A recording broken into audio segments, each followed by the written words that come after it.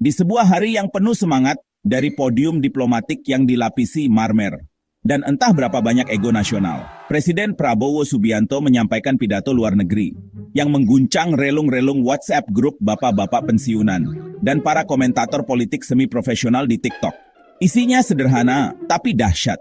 Indonesia bisa saja mengakui Israel, asal Israel duluan mengakui Palestina. Sebuah permainan cermin ala taman ria geopolitik. Mari kita beri tepuk tangan yang tidak terdengar untuk manuver ini.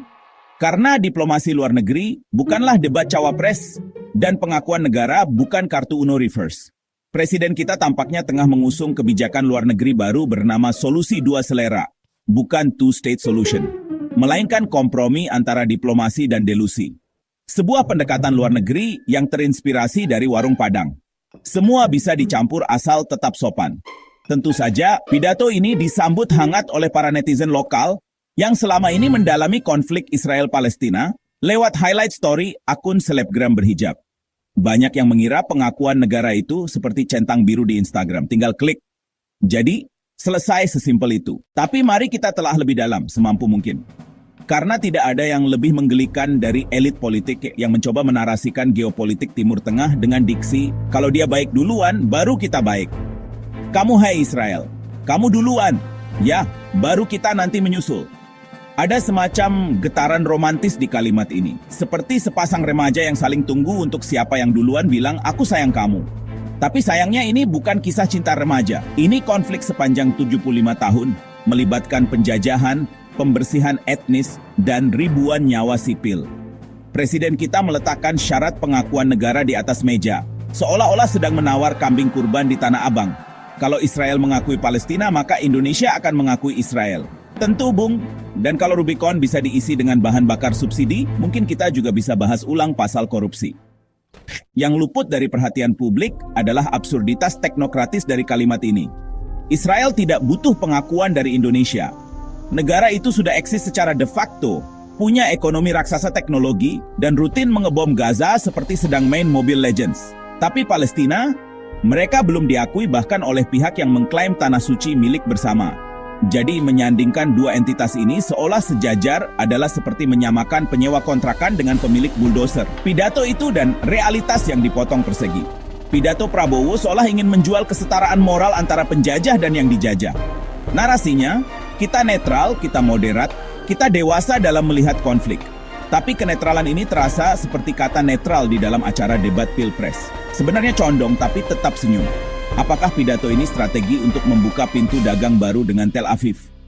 Atau sekadar uji coba linguistik untuk melihat apakah rakyat sudah lupa dengan sejarah panjang solidaritas Indonesia untuk Palestina? Kalau ini bagian dari strategi besar Indonesia Emas 2045, maka sebaiknya ada revisi bab khusus tentang logika dan moralitas diplomatik.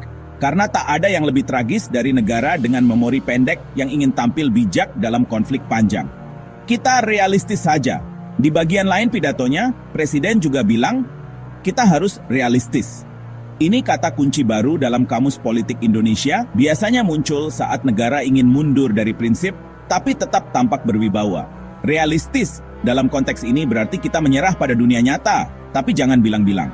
Atau lebih tepatnya, kita sudah nggak kuat jadi idealis, dan ini saatnya cari untung. Tentu saja ini sejalan dengan kebijakan luar negeri, gaya badan usaha milik negara. Cari mitra dagang, bukan musuh ideologis. Tapi berapa harga prinsip? Berapa nilai tukar solidaritas? Palestina. Simbol yang diperkecil selama puluhan tahun, Palestina adalah satu dari sedikit simbol ideologis yang menyatukan rakyat Indonesia lintas kelas dan ormas. Dari bendera FPI hingga baliho PKS, dari ceramah ustaz YouTube hingga khutbah Idul Fitri. Palestina bukan hanya isu luar negeri.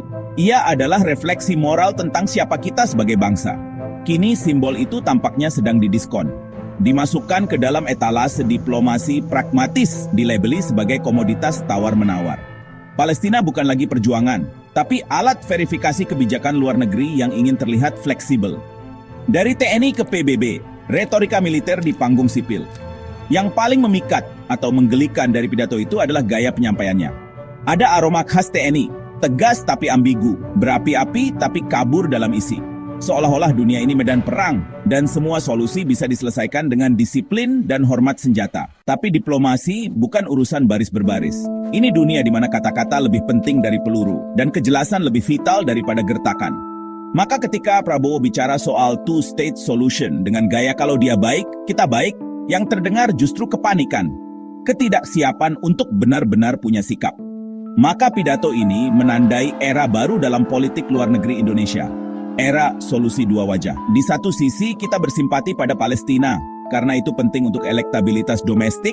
Di sisi lain, kita mulai menggoda Israel, karena itu penting untuk bisnis internasional.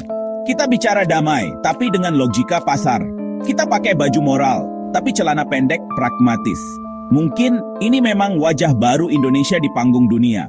Negara demokrasi yang masih bingung antara idealisme kampus dan realisme konglomerat. Negara dengan prinsip multikulturalisme yang disiarkan tiap 17 Agustus, tapi dengan kebijakan luar negeri yang bisa dibungkus ulang.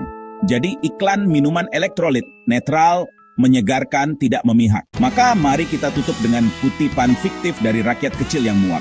Pak Presiden, kalau mengakui penjajah bisa membuka akses dagang, apa tidak sekalian saja kita akui bahwa VOC bisa ditetapkan sebagai pahlawan nasional?